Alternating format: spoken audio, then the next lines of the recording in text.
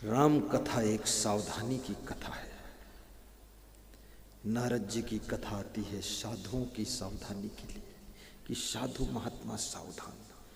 फिर भी साधु सावधान न रहे तो फिर नारद जैसा अपमान कराएगा और क्या होगा।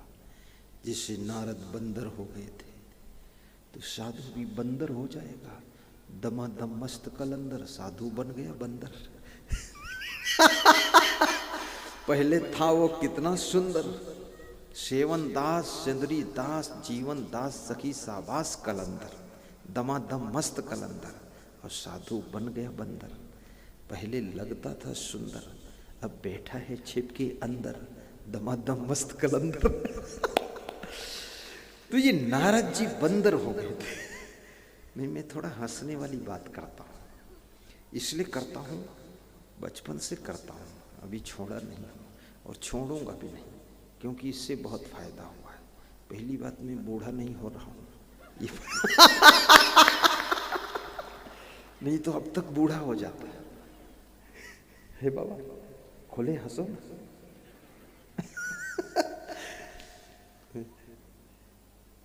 जो आदमी हंसमुख रहेगा, खुश मिजाज रहेगा, प्रसन्न रहेगा, ठहाका मारकर हंसेगा, विवेक से हंसेगा, कहाँ कितना हंसना है ये सब स्थान का विचार करके हंसेगा, किसके साथ हंसना, कहाँ चुप रहना है, उसकी हंसी आप समझ लेना अमृत बरस रहा है।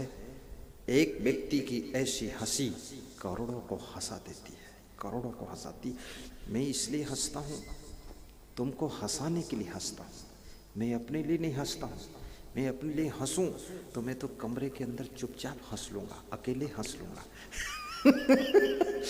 लेकिन वहां मेरी हंसी से दूसरे को फायदा नहीं होगा, इसलिए मैं जानबूझकर पंडाल में हंसता हूं, ताकि मैं हंसूं तो तुम हंसो, और तुम हंसो तो तुम्हारी टेंशन खत्म हो, तुम स्वस्थ हो जाओ, मस्त हो जाओ। इसलिए तुम्हारे बीच में हंसता हूं और तुमको हंसाता हूं, ताकि तुम्हारा मन जहां फंसा है वहां से निकल कर बाहर हो जाए।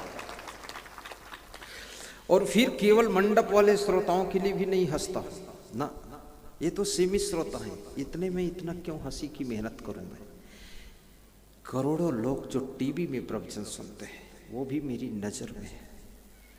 तो मेरा जब एक ठहाका टीवी में लगता है तो लोगों को ऐसा लगता है कि इतिहास में पहली बार ऐसा संत आया है, क्या मस्त हंसता है। और मैं क्यों हंसता हूँ? क्योंकि मुझे बहुत सुख मिला है। मैं क्यों हंसता हूँ? क्योंकि मुझे हंसी आती है। मैं क्यों हंसता हूँ? क्योंकि मुझे बड़ा आनंद है। मैं क्यों हंसता हूँ? क्योंकि पूर्ण ज्ञान है। क्यों हंसता हूँ? क्योंकि पूर्ण वैराग्य है। क्यों हंसता हूँ? क्योंकि कोई लफड़ा नहीं है। क्यों हंसता हूँ? क्योंकि कोई दुर्गुण नहीं है। क्यों हंसता हूँ? क्योंकि मेरे मन में निर्मलता है, विकार नहीं है।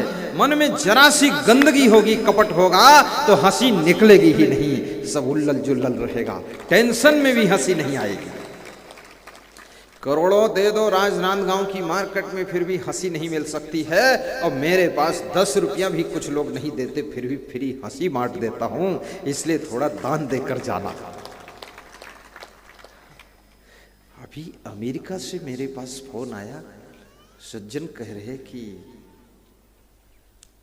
15 साल बाद हंसा हूं टीवी में तुमको देख कर।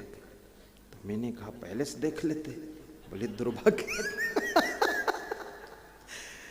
तो उन्होंने 2.5 लाख रुपया दान भेजा, 2.5 लाख। बोले ये हंसी के 2.5 लाख। तो मैंने कहा रोज हंसाता हूं तो रोज के 2.5 लाख दोगे कि पूरा पूरा? तो और हंसे हो। तो हमने कहा ये हंसे हो तो इसका 1 लाख और पड़ेगा। कल ही बात उनसे हो रही थी, हेमंत भाई नाम है, हेमंत भाई, पति पत्नी दोनों गदगद है। कल भी महाराष्ट्र से एक सज्जन आए मेरे पास, मुरलीधर नामदेव, दोरगे, दोरगे थे, नाम याद रखो, दोरगे। तो मुरलीधर नामदेव दोरगे टीवी में प्रवचन सुनते थे। तो मेरे से मिले, कल ही आए और कल ही चले गए। तो कह रहे थे गुरुदेव उलझन बहुत रहती थी, और जब से आपका प्रवचन सुना हूं बड़ी मौज है, बड़ा आनंद है। तो मैंने कहा ठीक है, हमेशा सुनते रहो। बोले सुनता नहीं रहूंगा, सुनाना शुरू कर दूंगा। मैंने कहा तुम मेरे जैसा सुनाओगे? बोले तुम्हारे जैसा नहीं, तुम्हारी वाणी समस्त पेन ड्राइव लेकर के, सीडी डीवीडी लेकर के एक गाड़ी खरीदूंगा 7-8 लाख की, उस पे एलईडी लगाऊंगा बड़ी सी, और गांव गांव में जाकर के महाराष्ट्र में रात में आपका प्रवचन गांव वालों को दिखाऊंगा ताकि वह टीवी में सुनना शुरू कर दें। बोले इसकी अनुमति लेने आया हूं। तो मैंने कहा मैं तो ऐसे आदमी के इंतजार में बैठा था, कोई आए तो प्रचार प्रसार में मदद करे। गुरुदेव के प्रचार प्रसार में मदद करना चाहिए हर तरह से। फिर हमारे सामने रोने लगे खुश होकर। बोले दर्शन की अभिलाषा बहुत दिनों से है, लेकिन उम्मीद नहीं थी दर्शन होंगे। आज सामने बैठा हूं, अभी भी संदेह हो रहा है कि तुम्हारे सामने बैठा हूं, कोई और के सामने तो नहीं। मैंने कहा नहीं नहीं, मेरे सामने हैं आप। तो मेरे सामने उन्होंने 2 चेक बुक रख दिया बैंक के। बोले इसमें दान लिख दो, आप पैसा लिखो, आपको दान करूंगा। तो मैंने उसमें 60,000 लिख दिया, 60,000। दूसरी चेक दिया, उसमें भी 60,000 लिख दिया, 1,20,000। बोले ठीक है, इतना आपने लिख दिया, ये हो गया, और भी दूंगा, देता ही रहूंगा।